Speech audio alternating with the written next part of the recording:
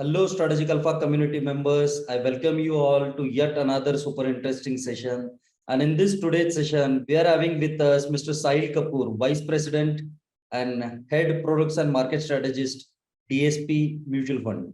So Sahil has over 14 years of research experience across asset classes and businesses. At Edelweiss, he was instrumental in initiating, nurturing, and scaling research desks specializing in charting derivatives, equities, commodities, and currency markets. In his last role, he conceptualized the macroeconomics and marketing team, specializing in asset allocation, market analytics, and thematic trends. There are most of us, in fact, I've been following him on Twitter since long time now. Without wasting much time, let us start with the session. For today's session, which we are going to go in depth regarding gold mining funds. So over to you, Sahil. Thank you, Suyog. Thank you for the intro. So today we'll talk about gold mining equities as a concept, and we will also cover the DSP World Gold Fund wherever applicable. So gold mining, I think, is a unique investment proposition. You will not find any strategic vehicles in India to participate here, because in India there are no gold mining companies. There are one or two, mostly, one or two listed, but their operations are not sizable or useful for us to capture that gold price trend. So it's mostly a global opportunity. You have to go outside India and seek such companies. And in the initial part of the 21st century, which is 2000 to 2010, gold mining companies were one of the best investment vehicles globally. They gave huge returns. And but in the second half, which is 2010 to 2020 and even till today, their return profile has not been very superior. They went through a lot of troubled times, very high indebtedness, no clear trend in gold prices. So these companies, to put it simply, struggled, right? But I think now things are changing, and we can spot some changes which are very, very unique, and also some of the changes which we feel could be instrumental in creating a fresh uptrend or a fresh bull market for this segment of the market. So maybe we'll chat about all these things and some of the clear aspects that we wish to chat about. Yes, when I was connecting with your team, so my thought was, because I played metal cycles, so something similar can be worthwhile in gold mining companies at the juncture which we are. Because what I saw was earlier the valuations and in fact the balance sheet were very bad for gold mining companies, which have improved a lot. And at the same juncture, the gold is looking bullish. So that's why I thought, let us take that insight from the expert who is in the business. I think gold mining fund, you're running this fund for over 15 years. Yes. So I think first thing that we can chat about is the gold price itself, because I think unless there is a strong bull market in gold prices, usually mining companies don't do much, right? So for example, if you go to any other commodity market, let's say a steel, when we talk about steel companies usually do well only when there is an underlying uptrend in steel prices. Otherwise, they struggle or consolidate broadly. And I think gold probably hasn't done really well over the last 10 years. Recently, we've seen a very good rally, which has happened in gold prices. But I think it is still very, very nascent. It hasn't really moved. And let's first chat about what is the outlook on gold. And the reason is that if gold is in a bull market, then most likely it will percolate to other asset classes also, right? So that is something which is very, very important. And let's look at a few factors, and let me share my screen and we'll chat about a few things which are crucial on why this asset class first makes a lot of sense. So if you look at the current state for gold as an asset class, so first thing is that when you look at other markets, for example, when you look at bond and equity markets, you will find that both of them are moving in a very similar fashion. The correlation between bond and equity market is high. That means it's very tough for you to diversify by going only to bond and equity. Second thing is geopolitical risk is elevated. We are seeing that Russia-Ukraine crisis happened last year, and there are also numerous other small events happening across the globe. New world order being set, a lot of dynamism happening through various currency markets across the world. So there is a elevation in risk appetite globally, which again favors gold. Third thing is that global economic growth is uncertain. We've seen that growth in US and Eurozone is slowing down. In Eurozone, most likely they are already in recession. And if you see historical data, the table on the right-hand side, which is this black and white table, look at the gold's track record as a diversifier. And let me probably zoom this for you so that it becomes more apparent. So number of calendar years when MSCI World Index, which is equity markets, have fallen more than 5%. So there are 11 instances where stocks were down 5% in a year. In those 11 years, gold returned 15.5%. So usually when stocks are not doing well, gold has a good track record. It provides you very good diversification. And percentage of those years that gold outperformed MSCI World Index, 90% of the time gold has outperformed when equities haven't done well. And otherwise, the correlation between, in those calendar years is negative. That means it's a proven point that gold provides you an excellent hedge whenever other asset classes are not doing well.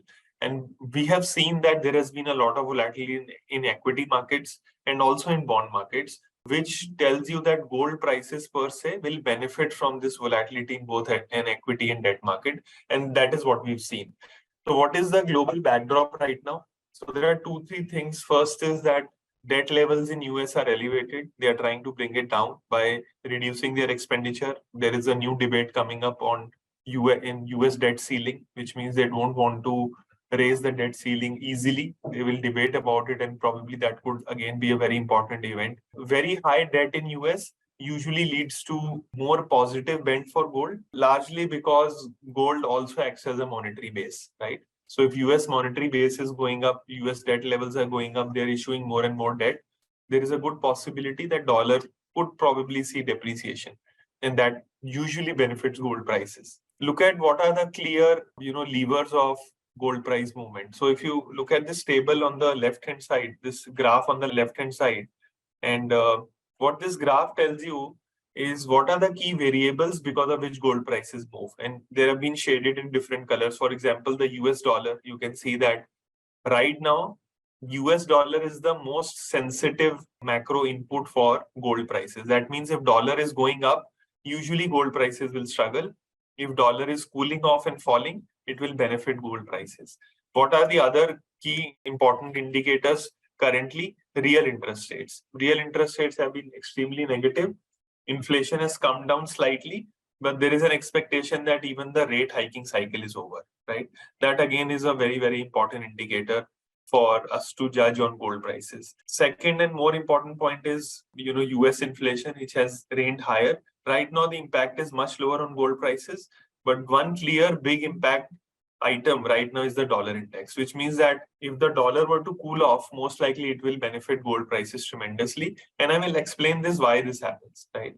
So gold is closer to a lifetime high right now. You can see in the graph, it's getting closer to 2080, which is its lifetime high. It did actually make a lifetime high in gold futures about a few weeks ago. So again, there is a good possibility that we will see a new high in gold or a starting of a new bull market. Now, why that should happen is something which is very, very crucial. And let me explain this concept in a few numbers. For example, let me possibly open an Excel and then chat about it. And let me put some numbers here, which will, ideally show you what are the key triggers. So the annual supply or the mine supply for gold is about 4,500 tons, metric tons. And out of this, about 2,500 tons goes for jewelry demand, which is a very, very standard number, doesn't move a lot, right? Second is central bank buying, which is again a very large number. For example, RBI buying gold or, Chinese PBOC buying gold. This number usually varies between 500 to 800 tons. This is a very, very large number. And then there is ETF buying. ETFs also buy and sell gold. It could be selling also, right? So usually we've seen that it happens between 250 to 300 tons each year, which is again a very large number. And then there is investment demand in the form of bullion, which is coins and bars, again about 300 tons or so. And then there is an industrial demand component, which is a very, very static number at about 300, right? So now the key change maker in gold is investment demand, and it comes from these two particular segments, okay, which is central bank buying and ETF buying. These two segments create the most sensitive environment for gold prices to move higher. And if you total them up, roughly we'll find that we get closer to 4,500 tons. But this number, which is central bank buying and ETF buying, is going to be the decider in terms of how far and how high gold prices go or how low gold prices go. So if you look very closely, what has happened is that during COVID times, this jewelry demand component fell sharply. And because of that fall, gold prices were dictated more by investment demand. This demand came back in 21, 22. It has gone back to a more normalized level. There is an expectation that this number will be very, very steady. But if you look at very closely to the gold ETF numbers, they've been falling, right? They haven't really gone up significantly. The advanced numbers that we have for April and May tells us that there is some uptick in gold demand from ETFs, which is going to be very, very crucial, right? As I told you in the last Excel sheet which I showed, gold ETFs is a very, very important price driver for gold. Another important indicator is central bank buying. And let me show you the number for that. So if you look at central banks' demand for gold, it skyrocketed in 2022. In fact, the data that we have shows us that in the last 45 years, this was the highest buying year from central banks for gold. They bought in excess of 1,100 tons globally, which is the highest number for any year. And in this year, in 2023, the experts that we speak to are telling us that central banks could again buy another 800 tons of gold, which is a very, very large number. So if you look at this number very closely, and I'm going to give you a very, very important input here, gold prices are at close to lifetime high, right? What is the most sensitive part of the market? Central bank buying and investment demand. Out of that too, central bank buying is very, very robust, and the expectation is that it will remain robust. The reasons are manifold, geopolitical and other reasons where many central banks are trying to diversify into gold, their FX reserve into gold. Second and more sensitive part is the ETF buying, which is investment demand, right? That number is very sensitive to gold prices. Now it has become sort of a chicken and egg. What we've seen is that if gold prices break to a lifetime high and enter momentum, a lot of ETF buying, happens. People rush to buy gold as an investment class when it is in momentum, when it is in a trend, and that causes usually gold prices to move even more higher, right? So our expectation is that if gold prices were to break to a lifetime high, which is about 2,100, there is a good possibility that gold will enter a bull market and it will go higher. And as I showed you, there are many reasons to believe that some of those factors are already visible, right? That some of these, macro variables, for example, very low real rates, which are very positive for gold prices, they are already visible. Central bank interest rates are very high. If there is a rate cut cycle which begins in US and other central banks, usually it benefits gold quite a lot because real rates will come down. Medium-term inflation expectation is still elevated, higher than they were earlier, which also lends some support to gold. US dollar has been, very, very strong. Last 6 months, it has weakened and now it is consolidating. Our expectation is that it can weaken even more. And once it weakens, we've seen that it benefits gold prices quite in the chart which I showed you. And let me show you a very long-term chart for gold, which also tells us what has happened over time, right? So I wanted to show you one price chart, which is this historical price breakout. What we've seen historically is that when gold prices break to a new lifetime high, like they did in 2005, you can see, and then again in 2008-9, the rally is very, very strong, right? And then we saw one more big consolidation breakout in 2020, right? Now we are seeing gold prices again breaking out to a lifetime high. If this breakout sustains, we believe that there could be a largish bull market in gold prices. So I think first thing that possibly we should establish here is that there is a good chance that gold might enter a bull market, which I think is the most important and basic condition for the gold mining equities, which we are discussing today, to do well. So this is the first part where our expectation is that gold might enter a new bull market. So you have pretty much covered my first question, which is what are the reasons to be bullish on gold? We are at a cusp where many things can favor for gold. The next question is, when we are betting on gold, means when we are investing in gold, when we are looking forward with gold investment, why should one not directly invest in gold rather than what gold mining funds and gold mining companies we are talking? That I think is a very, very valid question. And usually, it intends to, pinpoint on what is the benefit of investing in a gold mining company. So I will show you one data point and then I will chat about it also. So this is the historical beta of gold equities to gold price. So for example, if gold prices go up by $1, gold mining equities go up by $2, or the long-term average is about 1.5 to 1.8. Right? That is a long-term average. That means if gold prices move up by $100, gold mining equities, these stocks should move up by $180. That is the historical correlation. That means they are more sensitive to a bull market in gold prices.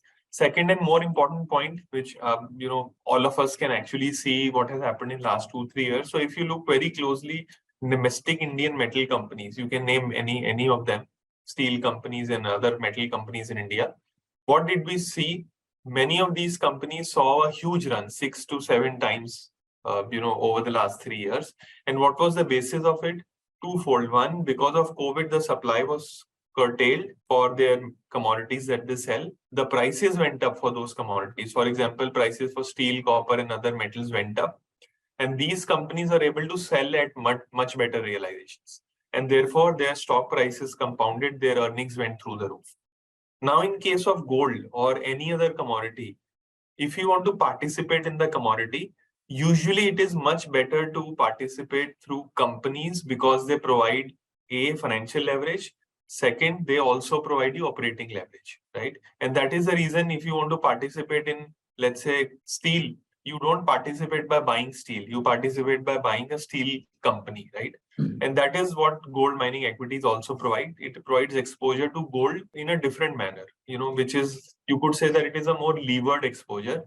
And therefore, it is more volatile also. That means if gold prices fall, gold mining equities also fall more. You would have seen that over the last 10 years, they have not done anything. So that is a risk also in investing in this space. It is more volatile than gold prices. And that also tells you if there is a bull market in gold, I think most of us as Indian households already hold a lot of gold, right? We have a lot of gold at our home. Some of us don't even count it as our exposure, right? Because we don't even care how much gold jewelry do we have. Usually it is equal or even larger than our financial portfolios, right? So we don't even, figure it out. If there is a gold bull market, I think it makes little sense to add on to that exposure, which you already have. So the better way to play it is gold mining equities. And because they provide you a much better upside participation, but you have to get that bull market right. Because if you don't get that right, then possibly you will see that gold mining equities don't do anything. B, you could see harsher and deeper drawdowns, which is a big risk for this segment. Okay. So you talked about operating leverage and financial leverage in gold mining equities. I just want to understand, is my understanding correct? Like if the metal prices, like gold prices in this case, goes up by 20%, the profits of the companies will rise more than 40, 50 or 80, 100%, something kind of that? Yeah, so the sensitivity will be much higher, right? Okay. And so let me actually show you a real life example. And let's use that example and talk about it, right? So let's look at the financial results that Barrick Gold has reported recently. So Barrick reported its financial results, on 3rd of May, and this is from Barrick Gold's own website. So if you look at the summary of operations, he's given a few numbers, and let me highlight what I want to tell you. So look at 2023 numbers.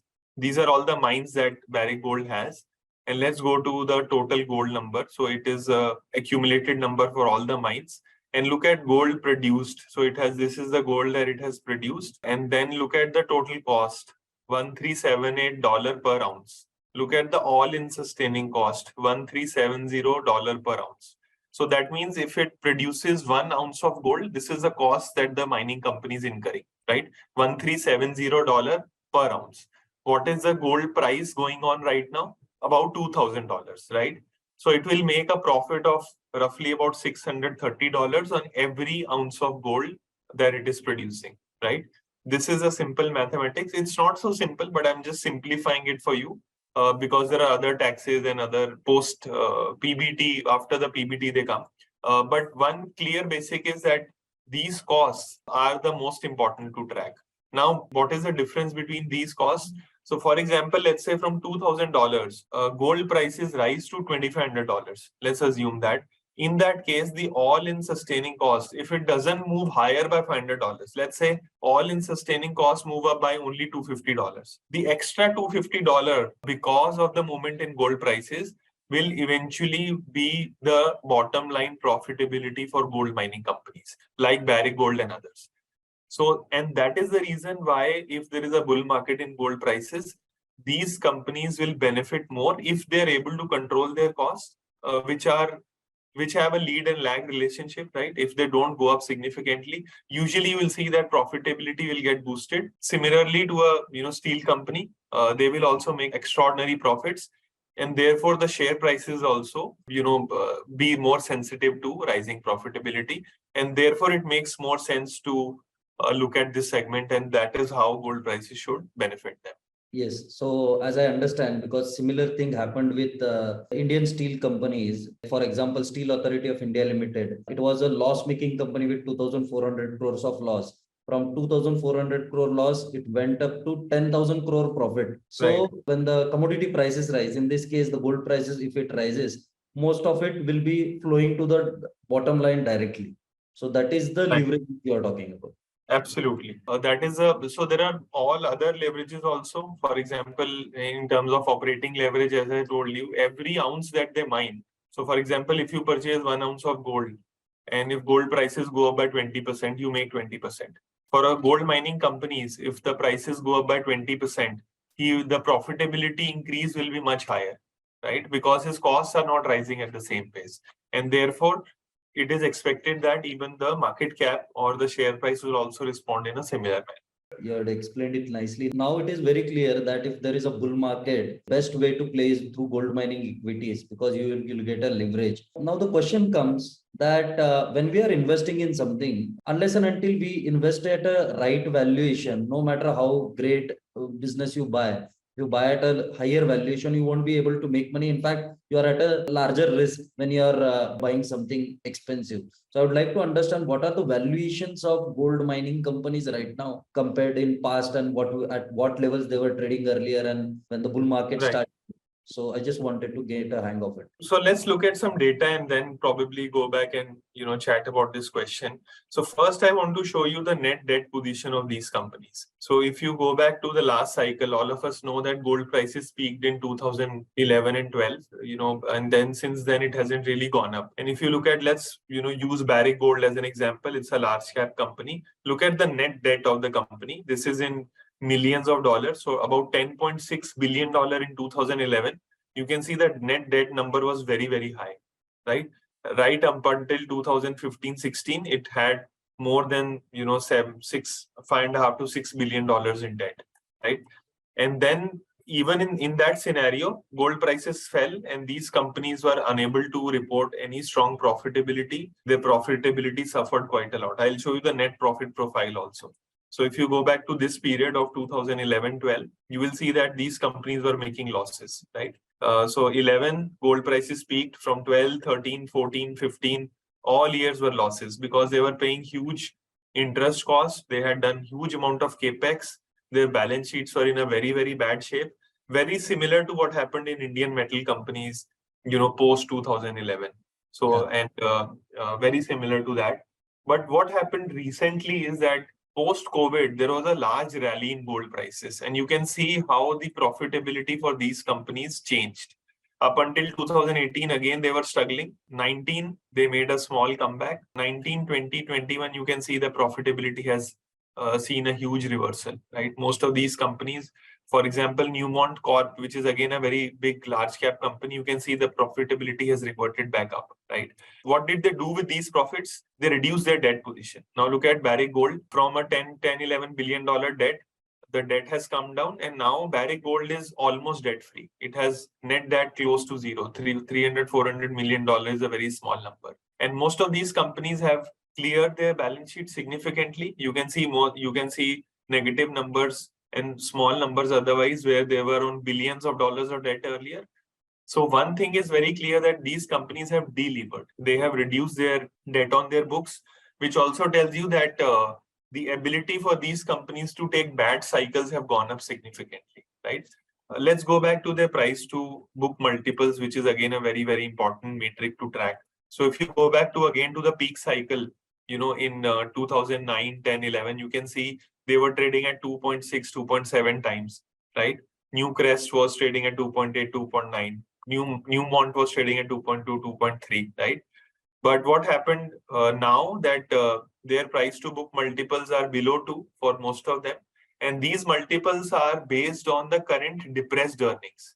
So in 22, 23, what has happened is energy prices have gone through the roof, right? Crude oil and other input prices have gone up significantly, which is a sizable part of gold mining. And inflation has been very high, wage growth has been very high. So cost for these companies went up significantly. So Barrick Gold has reported that in last 4 quarters, their all-in sustaining cost because of energy has gone up by 15%. So that has eaten profitability. Even after reduction in profitability, their price to book multiples are much lower than their peak multiple last time, when gold was at lifetime high, right? So there is always a chance of these companies getting better multiple. That means these companies are not expensive right now. We are yet to see a bull market in gold, which is very beneficial for these companies to play out. See that if, let's say, if it doesn't happen also, if gold prices don't move higher, because of stronger balance sheet for these companies, they will be able to withstand a period of consolidation in gold prices much better than they did in the last cycle. So I think which clearly tells you that this segment of the market is more attractive than it has been over the last 5 to 7 years. I use this word always. Heads I win big, tails I don't lose much. So that is the situation which is emerging in gold mining companies at this point. Yeah. So that is quite possible. But the only risk factor which I want to highlight is that gold mining companies have actually not done much over the last 10 years. And largely the key responsibility is twofold. One, the starting valuations were very, very high. In 2010-11, they became obscenely expensive. So at one point in time, I remember that for one particular gold mining company, it was more beneficial from a market cap valuation point of view to keep the gold inside earth, that is not to mine it, because it was valued higher versus when it mined it and sold it. So the valuations were completely out of whack. So those valuations have now gone away. So we are not paying top dollars for these companies. And second and more important point, the market has derated this sector. It has reduced its valuation largely because the predictability of earnings has been low. I think these two trends can change. The reason is that balance sheets are now much stronger than they were earlier for most of these companies. And secondly, we haven't really seen a very large bull market in gold. If that hypothesis comes into fruition, then possibly this sector will A, see earnings growth, B, also see some re-rating, which it hasn't seen in the last 10, 12. Okay, so it might be a bet on mean reversion. That's right. And second is one more question. What kind of earnings growth we can expect in gold mining companies going ahead if we are expecting like say 20-25% rise in gold going forward or 50% rise? On that sensitivity, on 20% rise, what can be the earnings growth? See, the current expectation is that if gold prices were to remain above $1,850 to $1,900 for the foreseeable future, whatever incrementally it is higher than that number, that should flow down to the bottom line. For example, let's assume that gold prices are at $2,000. Let's use that as a base. If gold prices for 1 quarter average $2,200, which is a 10% rise, that 10% should directly contribute to the bottom line growth for gold mining company. That is, so cutoff is close to $1,900. Let's assume it is 2,000. So every 10% rise should contribute to 10% earnings growth for larger companies where the sensitivity is good and balance sheets are clean. And that I think should be the direct effect on these companies. Second and more important point, as gold prices go further away from $2,000, right? The sensitivity will go up. The profitability will rise at a much faster pace, and it will rise exponentially for some time till the costs catch up. And what we are seeing now is that the elevated input cost, specifically from energy, has started to slowly come down. The impact will be visible in Q2 and Q3 and Q4. Q1, it was not so much visible. We were still seeing price pass on. Q2, Q3, Q4, the impact will become visible. So their margin will also become better. So two things can happen together. One, gold prices move higher, giving them more visibility in terms of product prices. And second, input prices will come down, which will impact their margins also. So I think if these two scenarios play out, it will benefit them tremendously in terms of stronger earnings. So what I can understand is, if an investor is confident that we are going to see a structural bull market in gold, then it makes sense, because as you said, the sensitivity will increase. 10%, it might only be 10%, but at 15%, it might be 21%. Absolutely. So that might be the case. So investors should be confident on a structural bull market in gold. That is when it makes sense to invest in gold mining companies. See, one way to think about it is that if you have, let's say, 5 to 10% exposure in your portfolio for gold, many of us do have that kind of exposure. And we should first question why that exposure is there. Is it a diversifying exposure? If it is only for diversification, we should leave it as it is.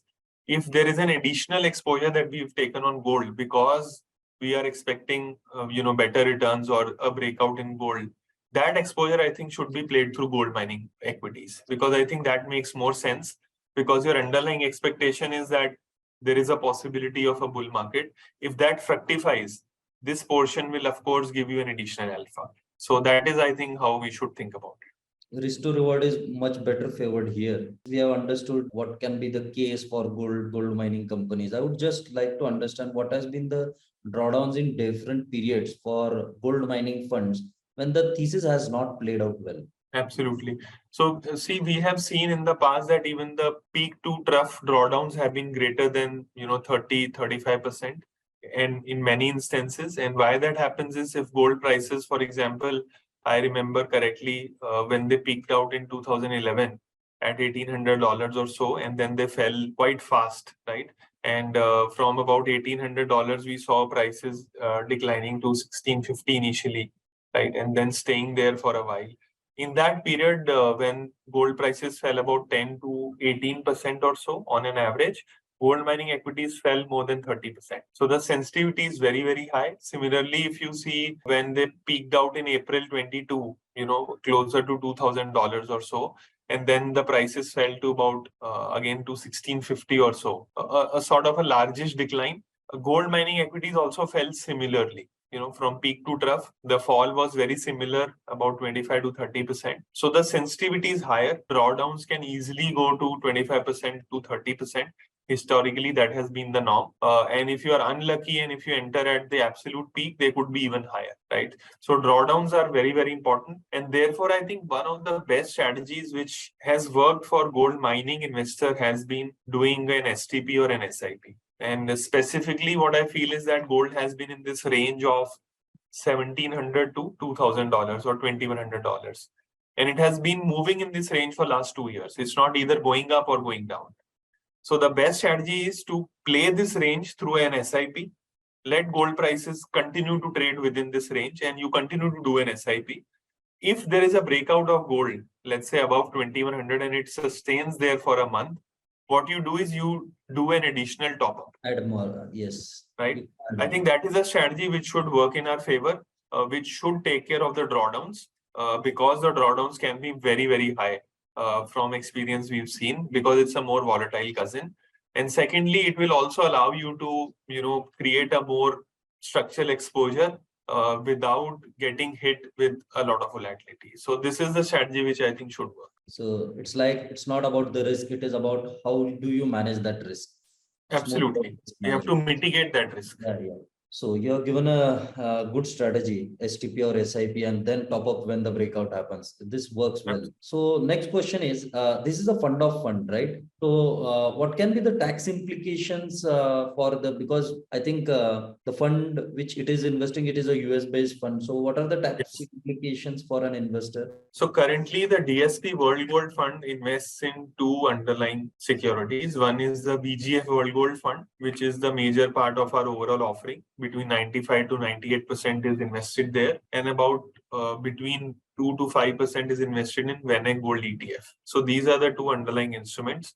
Currently, the fund of fund structure does not enjoy indexation benefit, what it used to enjoy in the previous financial year. They are no more applicable. So you will be taxed as per your slab rate, right? That is the taxation on gold mining companies.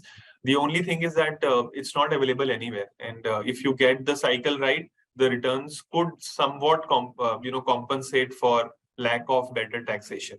But now for all international FOFs, the taxation is same. So whether you invest in gold mining or technology companies or any other, the taxation remains same. So it's no indexation benefit allowed for FOF. We may be at a juncture where we can see interest rates coming down.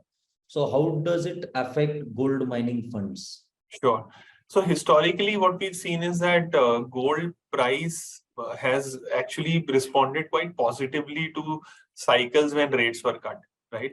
So in fact, if you, some of you would have read the report that we write, which is DSP Netra. And in the current report, we have highlighted how, whenever the rate cut cycle begins in US, it tends to favor, gold prices. Usually gold prices outperform stocks. Let me actually share the chart with you because you asked this question. And this comes from our report, which is available online.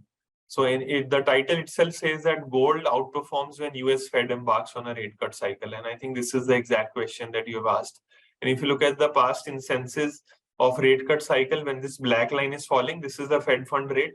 When it is falling, the Fed is cutting interest rates, and you can see the amber colored line where gold has outperformed US stocks significantly. These are not even gold mining equities. If I had put gold mining equities, the outperformance would have been much larger. Gold outperforms stocks when US cuts interest rates. And again, in this cycle, we've seen the same thing. Then we had a mini cycle during COVID. Again, gold went up 50%. And now, if that cycle starts, I don't know when will it start, maybe end of this year or next year. I don't know when. Usually it should benefit gold prices. So if you put these two factors together and also put the other factors which I spoke about, which is, let's say, a more deeper decline for dollar, real interest rates, plus the investment demand angle, which I explained. If they work out together, then possibly they will be beneficial for gold. Yes. See, as I track dollar index, so yeah. It is now consolidating, and it is creating a inverted head and shoulder kind of a pattern, wherein I also expect the dollar index should fall like 5-7% from the current levels. So that juncture, can it bring a breakout in gold? Yeah, I think that is a very good possibility. Yeah, if that further correction, let's say, I feel the trigger could be dollar index falling below 100. That could trigger a breakout in gold prices. And even let's assume that it doesn't break down, right? If dollar index does not break down, but if it remains within the range of 101 to 103 also for the next 6 months, let's assume that. Then also I think there is a good possibility that gold prices could break higher. So I would say that a weaker dollar or a dollar which doesn't really move much higher will allow gold prices to do much better. Okay. So one more point which investors might have, like for example, people are expecting a rate cut cycle. From that perspective, equities also will do well. So at least Indian equities. So when we are talking about that, why does it make sense to not to invest in direct equities than investing in gold mining funds? So first thing is that the correlation between a rate cut and markets is not so straightforward. Okay. So if you go back in history, you will see that in the past instances when rates were cut aggressively, markets were actually falling rather than going up. And the moot point to think about it is, why are rates being cut? So if we have an answer to that question, that will decide what should be our strategy. For example, if rates are being cut, if there is a crisis, for example, when it happened in COVID, or during global financial crisis, or during 2011 European debt crisis, right? If rates are cut because of that, usually it causes markets to melt down, or markets are already falling at that point in time, and rate cuts are a response for weaker growth or possibly breaking down of financial markets. So in that case, usually equities are not the best asset class for a brief period of time, and gold usually benefits quite a lot. In second instances, you could say that there is a soft landing of the economy, inflation has fallen, because of which the central bank now feels that rates should be cut. In that case, I think a lot will depend on how dollar responds, because what our expectation is that US will cut rates before Eurozone and UK and other countries do, which will cause the dollar to weaken. And if that plays out, then more than the monetary cycle or more than the rate cut cycle, dollar could actually overpower and create a more better gold bull market, right?